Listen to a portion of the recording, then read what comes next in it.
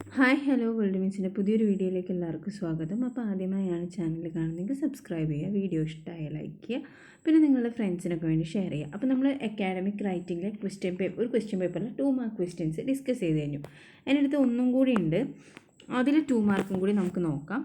ആദ്യത്തെ question what is plagiarism, അതെല്ലാവരും നോക്കിയിട്ടുണ്ടാവും. First ചാപ്റ്ററിൽ തന്നെ വരുന്നൊരു ടോപ്പിക്കാണ് എന്താണ് പ്ലാജറിസം. ഞാൻ ആദ്യത്തെ രണ്ടും കൂടി മിക്സ് ചെയ്ത് ഇടാതെ നിന്ന് എന്താ വെച്ചാൽ ചിലപ്പം ഞാൻ ഈ വീഡിയോ ഇടുമെന്ന് കൂടി എനിക്കറിയില്ല. ഇട്ടാൽ ഇട്ട് എന്ന് പറയാം. ഞാൻ ഫിനിഷ് ആവുകയാണെങ്കിൽ ചെയ്ത് തീരുകയാണെങ്കിൽ എന്തായാലും ഇടും, ഇല്ലെങ്കിൽ ഞാൻ ഇടലുണ്ടാവില്ല കേട്ടോ. ചെയ്ത് നോക്കട്ടെ. അപ്പോൾ first question what is plagiarism എന്നുള്ളതാണ്. Plagiarism is an unethical act, serious offense and treated as a branch to academic integrity.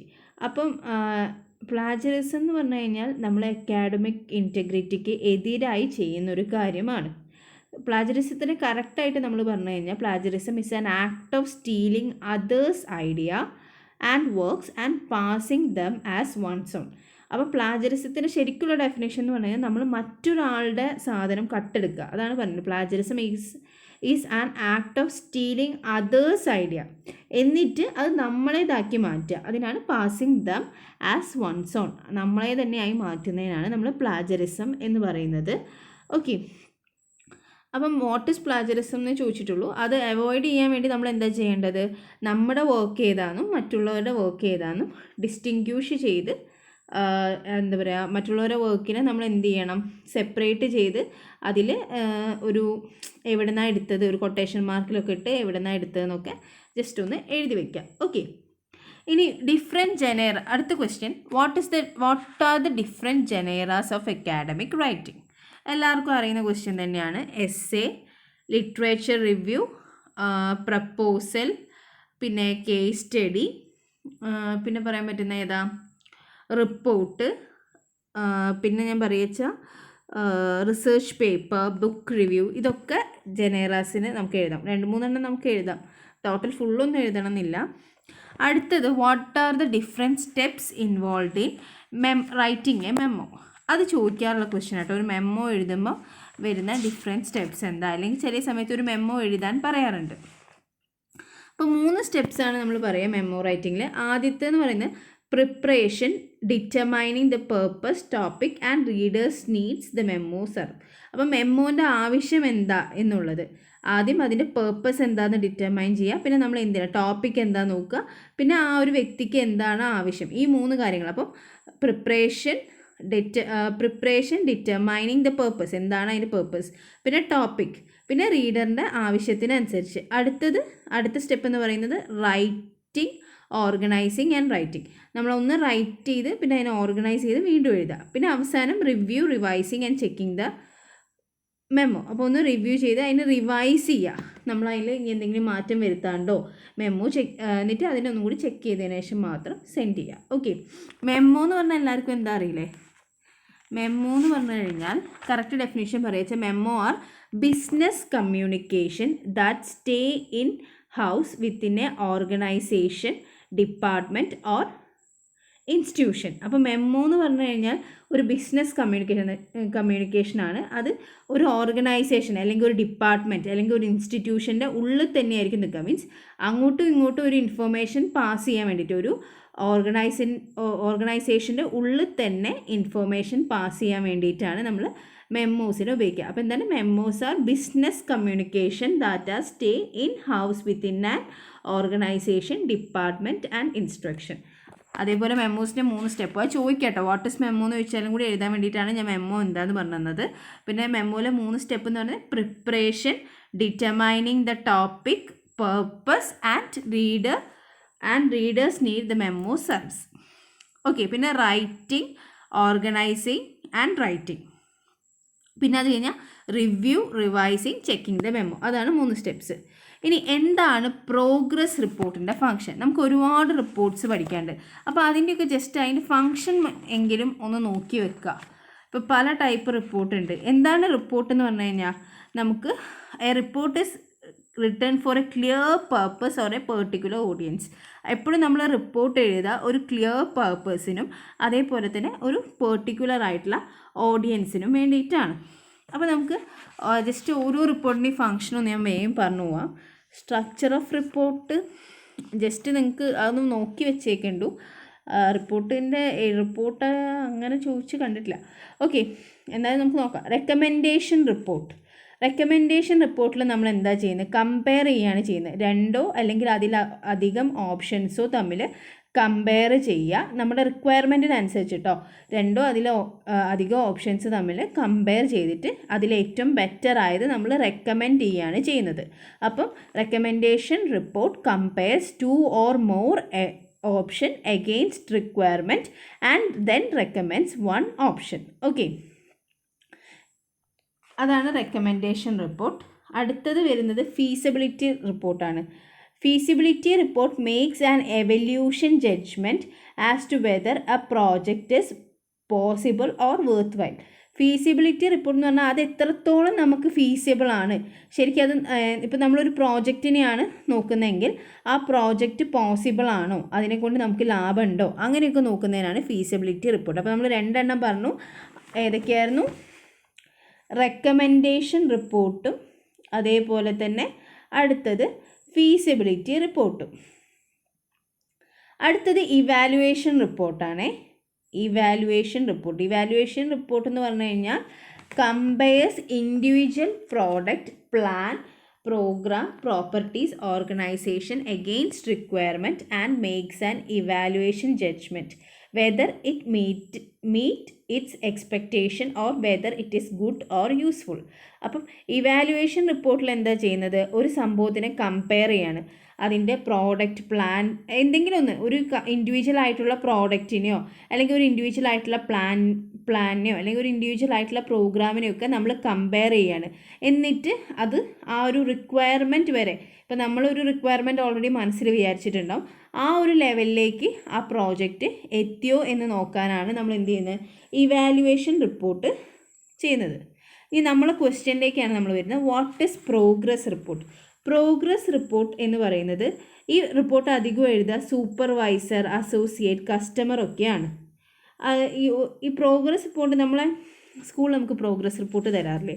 അതിൻ്റെ ഉദ്ദേശം എന്താ? നമ്മുടെ ആ ഒരു ലെവല് കാണിക്കാൻ വേണ്ടിയിട്ടാണ്. നമ്മളിപ്പം നിൽക്കുന്ന ആ ഒരു ലെവൽ ഏതിലാണ്. അപ്പം നമ്മുടെ ഇപ്പം നമ്മളൊരു പ്രോജക്റ്റ് ചെയ്യുക, അതിൻ്റെ പ്രോഗ്രസ് റിപ്പോർട്ട് എന്ന് പറഞ്ഞു കഴിഞ്ഞാൽ ആ പ്രോജക്റ്റിൽ ആ സമയത്ത് എന്ത് പ്രോഗ്രസ് ഉണ്ടായി എന്ന് കാണിക്കാൻ വേണ്ടിയിട്ടാണ് നമ്മൾ പ്രോഗ്രസ് റിപ്പോർട്ട് ഉപയോഗിക്കുക.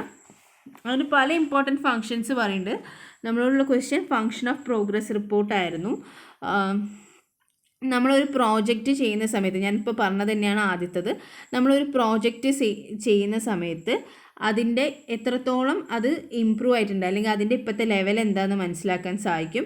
അതേപോലെ തന്നെ പ്രോജക്റ്റ് നല്ല സ്മൂത്തായിട്ടാണോ പോകുന്നത്, മീൻസ് അത് നമ്മളൊരു ഇത്രയാം തീയതിൻ്റെ ഉള്ളിൽ തീർക്കണം എന്ന് വെച്ചിട്ടുണ്ടല്ലോ, അപ്പോൾ അതിന് പറ്റിയ രീതിയിലാണോ പോകുന്നത് എന്ന് നോക്കാൻ പറ്റും. അതേപോലെ തന്നെ ഒരു ഡേറ്റ്, എന്ന് തീർക്കണം എന്നുള്ളൊരു ഡേറ്റ് ഈ പ്രോഗ്രസ് റിപ്പോർട്ട് വെച്ചിട്ട് നമുക്ക് കറക്റ്റായിട്ട് കൺഫേം ചെയ്യാൻ പറ്റും.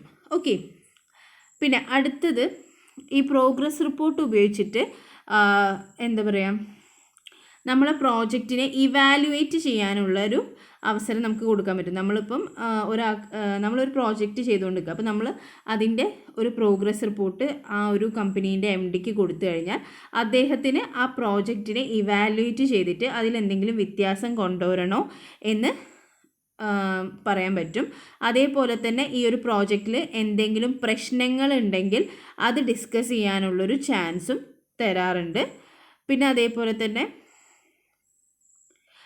ഈ ഒരു പ്രോഗ്രസ് റിപ്പോർട്ട് നമ്മൾ നോക്കുന്നതുകൊണ്ട് ഒരു കറക്റ്റായിട്ടുള്ള ഒരു വർക്ക് ഷെഡ്യൂൾ, മീൻസ് നമ്മളിങ്ങനെ പ്രോഗ്രസ് നോക്കുന്ന സമയത്ത് നമുക്കൊരു കറക്റ്റായിട്ടുള്ള വർക്ക് ഷെഡ്യൂൾ സെറ്റ് ചെയ്തിട്ട് പ്രോജക്റ്റിനെ കറക്റ്റ് സമയത്ത് കംപ്ലീറ്റ് ചെയ്യാൻ പറ്റും. ഓക്കെ, പിന്നെ ഒന്നും കൂടി പറയാണ്ട്, നമ്മളുടെ പ്രോജക്റ്റ്, ഇപ്പോൾ നമ്മൾ പ്രോജക്റ്റ് ചെയ്ത് സബ്മിറ്റ് ചെയ്യേണ്ട ആൾക്ക് നമ്മുടെ പ്രോജക്റ്റിനെ പറ്റിയിട്ട് ഒരു ചെറിയ ഐഡിയ കൊടുക്കാനും ഈ ഒരു പ്രോഗ്രസ് റിപ്പോർട്ട് സഹായിക്കും. അപ്പോൾ ശരിക്കും പറഞ്ഞാൽ 5 കാര്യങ്ങളാണ് പറയാനുള്ളത്. ഇത് പ്രോഗ്രസ് റിപ്പോർട്ടിൽ ശരിക്കും പറയുന്നുണ്ട് കേട്ടോ. Progress report have several important function എന്ന് പറഞ്ഞിട്ട് ഞാൻ മലയാളത്തിൽ പറഞ്ഞേ ഉള്ളൂ, ഞാൻ ഇംഗ്ലീഷിൽ വായിക്കാം. റീഅഷ്യൂർ, ജസ്റ്റ് ഞാൻ പോയിന്റ് ഒന്ന് വായിക്കാം. Reassure the recipients that you are making the progress, that the project is going smoothly and that it will complete by expected date. Provide the recipient with a brief look at some of the findings or some of the work of the project. Give the recipient a chance to evaluate your work on the project and to request changes. Give you a chance to discuss problems in the project, thus to forewarn recipient. Force you to establish a work schedule so that you will complete the project on time. അപ്പം അതാണ് അതിൽ പറയുന്ന 5 points ഉണ്ട് കേട്ടോ. അതൊന്ന് പഠിച്ചു വെച്ചേക്കണേ. ചിലപ്പം അങ്ങനെ പ്രത്യേകിച്ച് അങ്ങനെ തന്നതുകൊണ്ട് ചോദിക്കാം. അപ്പോൾ മെമ്മോയും പ്രോഗ്രസ് റിപ്പോർട്ടും നമ്മളോട് ചോദിക്കാൻ സാധ്യതയുള്ളൊരു ക്വസ്റ്റ്യൻ തന്നെയാണ് കേട്ടോ. ഇനി പഞ്ച്വേറ്റ് ചെയ്യാനാണ് പറയുന്നത്. Miss Williams who was sitting behind the desk gave me this book. അപ്പം മിസ് വില്യംസ്, മിസ്സിൻ്റെ എം ക്യാപിറ്റലായിരിക്കണം, വില്യംസിൻ്റെ W ക്യാപിറ്റലായിരിക്കണം. Who was sitting behind the desk, അത് കഴിഞ്ഞിട്ട് ഒരു കോമയാണോ വരിക? കോമനേക്കാളും എനിക്ക് തോന്നുന്നു എനിക്ക് തോന്നുന്നു സെമി കോളൻ ആണ് കേട്ടോ വരിക. അപ്പം Miss Williams who was sitting behind the desk, ഒരു semi colon gave me this book. അതോ കോമ തന്നെയാണോ വരിക എന്ന് പറയാൻ പറ്റില്ല. അവിടെ ശരിക്കൊരു ബ്രേക്ക് അല്ലേ നമുക്ക് എടുക്കേണ്ടത്. കോമ എന്ന് പറഞ്ഞാലും ഒരു പോസ് തന്നെയാണ്. ഇത് എന്താ പറയുക, ശരിക്കും സെമി കോളൻ എന്ന് പറഞ്ഞാലും നമ്മളവിടെ ഒരു പോസാണ് ചെയ്യുന്നത്. കുറച്ചും കൂടി ലോങ്ങർ ദാൻ കോമയാണ് പീരിയഡിനേക്കാളും. അപ്പോൾ നമുക്ക് അവിടെ എനിക്ക് തോന്നുന്നു സെമി കോളൻ ആണ് എന്നാണ്. ഇനി എന്തെങ്കിലും തെറ്റുണ്ടെങ്കിൽ നിങ്ങൾ കമൻറ്റ് ബോക്സിൽ പറഞ്ഞു തരണേ. ഇനി revise the following wordy sentence. ഈ തന്നിരിക്കുന്ന 2 വേർഡി സെൻറ്റൻസിനെ നമ്മളോട് റിവൈസ് ചെയ്യാനാണ് പറയുന്നത്. He found his neighbour who lived next door to be attractive in appearance. Wordy sentence എന്ന് പറഞ്ഞാൽ എന്തായിരുന്നു? ഞാൻ ഇതിന് മുന്നത്തെ വീഡിയോയിൽ പറഞ്ഞിട്ടുണ്ടായിരുന്നു. വേർഡിനെസ് എന്ന് പറഞ്ഞു കഴിഞ്ഞാൽ, അപ്പം വേർഡിനെസ് എന്താണെന്ന് ഞാൻ കഴിഞ്ഞ വീഡിയോയിൽ പറഞ്ഞിട്ടുണ്ടായിരുന്നു. Wordiness is caused by imperfection by the use of more words than the meaning demand.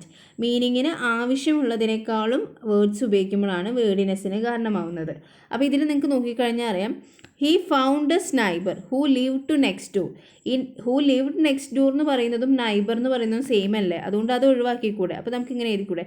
He found his neighbour to be attractive in appearance. അപ്പോൾ അതിൽ വേർഡിനെസ് പോയി. ഓക്കെ. പിന്നെ അടുത്തത്, the coat that Anita wore for the party was blue in colour. അപ്പോൾ അതിനെ നമുക്ക് Anita wore blue colour coat for party എന്നാക്കി കഴിഞ്ഞാൽ കുറച്ചും കൂടി ചെറുതായില്ലേ? Okay, Anita wore blue colour coat for party, അതായിരിക്കും കുറച്ചും കൂടി ചെറുതാവുക. ഓക്കെ, അത് നമ്മൾ ജസ്റ്റ് ഒന്ന് സെൻറ്റൻസിലെ വേർഡ്സൊക്കെ കുറച്ചൊന്ന് ഒഴിവാക്കി റെഡിയാക്കി എടുത്താൽ മതി. അടുത്തത് പാരലിസം റിലേറ്റഡ് മിസ്റ്റേക്സ് കറക്റ്റ് ചെയ്യാനാണ്. പാരലിസം എന്താണെന്ന് അറിയാലോ? Parallelism is a stylistic feature in writing where ideas are presented using grammatically or structurally identical words and expression. അതാണ് പാരലിസം എന്ന് പറയുന്നത്. അപ്പം ഇതിനെ നമുക്ക് ഒന്ന് റെഡിയാക്കി നോക്കാം. To my horror, my wedding dress looks torn and wrinkled എന്നാണ് വേണ്ടത്. കാരണം സ്റ്റെയിൻഡ് എന്ന് പറയുന്നത് പാസ്റ്റ് മീൻസ് ആ ഒരു എന്താ പറയുക, ഗ്രാമാറ്റിക്കലി നമ്മൾ അതിനെ സിമിലർ ആക്കാനാണ് നോക്കുന്നത്. സ്റ്റെയിൻഡ് പാസ്റ്റാണ്, ടോൺ എന്ന് പറയുന്നത് പാസ്റ്റാണ്, അപ്പോൾ wrinkled, അപ്പം അത് കംപ്ലീറ്റ്ലി പാസ്റ്റ് ആയി കിട്ടും. അപ്പോൾ to my horror my wedding dress looked stained torn, അതേപോലെ ആൻഡ് wrinkled എന്ന് എഴുതിയാൽ മതി. പിന്നെ അടുത്ത്, you can pass the examination only if you answer the question quickly, clearly and accurately. Okay, അപ്പോൾ അത് ക്ലിയർ ആയില്ലേ? അതിൻ്റെ ആൻസർ ആട്ടോ. ഇതിൽ വിത്ത് എക്യുറസി എന്ന് എഴുതുന്നതിന് പകരം നമ്മൾ അവിടെ എന്താക്കും? അക്യുറേറ്റ്ലി എന്നാക്കും. അത് ടെക്സ്റ്റിലുള്ള എക്സാമ്പിൾ അല്ലേ? അത് ടെക്സ്റ്റിലുണ്ട് എന്നാട്ടോ എൻ്റെ ഓർമ്മ. ഓക്കെ, അടുത്തത് ക്ലിഞ്ച്ഡ് എക്സ്പ്രഷന്, ഇംഗ്ലീഷിലെ ക്ലിഞ്ച്ഡ് എക്സ്പ്രഷന് എക്സാമ്പിൾ കൊടുക്കാൻ. അത് നമ്മൾ ടെക്സ്റ്റിൽ ഒരു ബോക്സിലുണ്ട്. ബ്രേവ് ആസ് എ ലയൺ, അതിനൊരു എക്സാമ്പിളാണ് കേട്ടോ. ബ്രേവ് ആസ് എ ലയൺ എന്ന് പറയാറുണ്ട്. അങ്ങനത്തെ വേർഡ്സിനാണ്, മീൻസ് ക്ലിഞ്ച്ഡ് എക്സ്പ്രഷൻ ഞാൻ പറഞ്ഞുതരാമേ. പിന്നെ മറ്റൊന്ന്, last but not the least, പിന്നെ ടൈം വിൽ ടെൽ, പിന്നെ a waste of time, at the end of the day, every cloud has a silver lining. അങ്ങനെ ഏതെങ്കിലും ഒരു എക്സാമ്പിൾ എടുക്കുക. ഇത് word and phrases to be avoided in academic റൈറ്റിങ്ങിലുള്ളതാട്ടോ. അപ്പോൾ clichéd എക്സ്പ്രഷൻ്റെ എക്സാമ്പിൾസ് ചെയ്താൽ ബ്രേവ് ആസ് എ ലൈൻ, അത് നമുക്ക് എല്ലാവർക്കും അറിയുന്നതാണ്. Last but not the least, അതും എല്ലാവർക്കും അറിയാം. പിന്നെ എഴുതാൻ പറ്റുന്നത് വേസ്റ്റ് ഓഫ് ടൈം, അത് ഓക്കെയാണ്. പിന്നെന്താണ്, at the end of the day, അത് എഴുതാം. ടു ബി ഹോണസ്റ്റ്, അതും എഴുതാം. പിന്നെ ഓപ്പോസിറ്റ്സ് അട്രാക്റ്റ്, അതൊക്കെ നമുക്ക് കുറച്ചും കൂടി അറിയുന്നതാണ്, അതൊക്കെ എഴുതാം കേട്ടോ. പിന്നെ which are the most commonly used rhetorical moods in academic writing. ഏറ്റവും കൂടുതൽ ഉപയോഗിക്കുന്നത് എന്ന് പറയുമ്പോൾ നമ്മൾ ആ ടേബിളിലുള്ളത് എഴുതാമെന്ന് വിചാരിക്കണം കേട്ടോ. നമുക്ക് ആ ഒരു സെക്കൻഡ് ചാപ്റ്ററിൽ ടേബിളിൽ തന്നിട്ടില്ലേ, അപ്പം അത് എഴുതാമെന്ന് വിചാരിക്കുകയാണ്. മോസ്റ്റ് കോമൺലി യൂസ്ഡ് അത് എഴുതിയാൽ മതി. Narration, description, illustration, division and classification, process analysis, comparison, contrast, cause and effect, definition, argumentation. അങ്ങനെ ഏതെങ്കിലുമൊക്കെ എഴുതുക, ഇത്രയൊന്നും എഴുതണ്ട, ഏതെങ്കിലുമൊക്കെ. What are the 3 types of paragraph in academic essay? അത് ഞാൻ ഇനി പറയണ്ടല്ലോ. Introductory paragraph, body paragraph, conclusion. പിന്നെ what is the purpose of honour code? അത് എല്ലാവർക്കും അറിയുന്ന ക്വസ്റ്റ്യൻ അല്ലേ. ഹോണർ കോഡിൻ്റെ പേർപ്പസ് എന്താ? നമ്മളൊരു പ്ലെഡ്ജ് എടുക്കുക. ഹോണർ കോഡ് കൊണ്ട് ഉദ്ദേശിക്കുന്നതാണ് നമ്മളൊരു പ്ലെഡ്ജ് എടുക്കുകയാണ്. നമ്മൾ അക്കാഡമിക് ഇൻറ്റഗ്രിറ്റീനെ അപ്ഹോൾഡ് ചെയ്യും, അതിന് എഗെയിൻസ്റ്റ് ആയിട്ട് ഒരു കാര്യം ചെയ്യില്ല. അപ്പം എന്താണ് ഹോണർ കോഡിൻ്റെ പേർപ്പസ് എന്ന് ചോദിച്ചു കഴിഞ്ഞാൽ നമ്മൾ അക്കാഡമിക് ഇൻറ്റഗ്രിറ്റീനെ അപ്ഹോൾഡ് ചെയ്യുക എന്നുള്ളതാണ് ഈ ഒരു ഹോണർ കോഡ് കൊണ്ട് ഉദ്ദേശിക്കുന്നത്, ഹോണർ കോഡിൻ്റെ പേർപ്പസ് എന്ന് പറയുന്നത്. ഓക്കെ, ഇനി last, what is the role of thesis statement in an essay എന്നാണ് അടുത്ത ക്വസ്റ്റ്യൻ വന്നിരിക്കുന്നത്. A thesis statement allow the reader to know what the essay is about. അപ്പം ആ ഒരു തീസിസ് സ്റ്റേറ്റ്മെൻറ്റ് വരുമ്പോഴാണ് നമ്മുടെ എസ്സേ എന്തിനെ പറ്റിയിട്ടാണെന്ന് അറിയാൻ പറ്റുന്നത്. അതേപോലെ thesis statement is the backbone of an essay. നമുക്ക് ഒരു എസ്സേയുടെ ബാക്ക് ബോൺ ആയിട്ട് തീസിസ് സ്റ്റേറ്റ്മെൻറ്റിനെ പറയാം. ഓക്കെ, ഓരോന്നിനനുസരിച്ച് തീസിസ് സ്റ്റേറ്റ്മെൻറ്റ് മാറും കേട്ടോ. ഇപ്പോൾ ഓരോ ഡെഫിനിഷൻ ആണെങ്കിൽ അതിനനുസരിച്ച് ഓരോന്നിനനുസരിച്ച് അത് മാറിക്കൊണ്ടിരിക്കും. അപ്പോൾ ഇതാണ് സെക്കൻഡ് ക്വസ്റ്റ്യൻ പേപ്പറിൻ്റെ ക്വസ്റ്റ്യൻസ്. ഇനി ഇത് ക്ലിയർ ആയിട്ടുണ്ടാവുമെന്ന് വിചാരിക്കുന്നു. ഇതിൽ ഇനി എന്തെങ്കിലും മിസ്റ്റേക്സോ കാര്യങ്ങളൊക്കെ ഉണ്ടെങ്കിൽ നിങ്ങൾക്ക് പറഞ്ഞു തരാം എനിക്ക്. അതേപോലെ തന്നെ ഈ ക്വസ്റ്റ്യൻ പേപ്പറും കൂടി നോക്കിക്കോളൂ. ഇങ്ങനത്തെ ക്വസ്റ്റ്യൻസൊക്കെ വന്നത് ഇതിപ്പം ഏത് ഇയറിലാന്ന് ഏത് ഇയറിലാന്ന് എനിക്ക് അത്ര ഓർമ്മയില്ല. എന്തായാലും 2017 തോന്നുന്നുണ്ട്. കറക്റ്റ് എനിക്ക് അത്ര ഓർമ്മയില്ല, 2017 ആണെന്നാണ് തോന്നുന്നത്. അപ്പോൾ ഈ ഒരു ക്വസ്റ്റ്യൻസ് നിങ്ങൾ എന്തായാലും പഠിക്കൂ കേട്ടോ. ഇങ്ങനത്തെ ക്വസ്റ്റ്യൻസും വരുന്നുണ്ട് കണ്ടോ, ഇങ്ങനെ റിവൈസ് ചെയ്യാനും കറക്റ്റ് ചെയ്യാനുമുള്ള ക്വസ്റ്റ്യൻസൊക്കെ വരുന്നുണ്ട്. അതുകൊണ്ട് ക്ലിയർ ആയിട്ട് ഇങ്ങനത്തെ ക്വസ്റ്റ്യൻസും പഠിക്കൂ. അപ്പം ഇത്രയും ഞാൻ പറഞ്ഞ ക്ലിയർ ആയിട്ടുണ്ടാവുമെന്ന് വിചാരിക്കുന്നു. അടുത്ത വീഡിയോ കാണുന്നവരെ എല്ലാവരോടും ബൈ.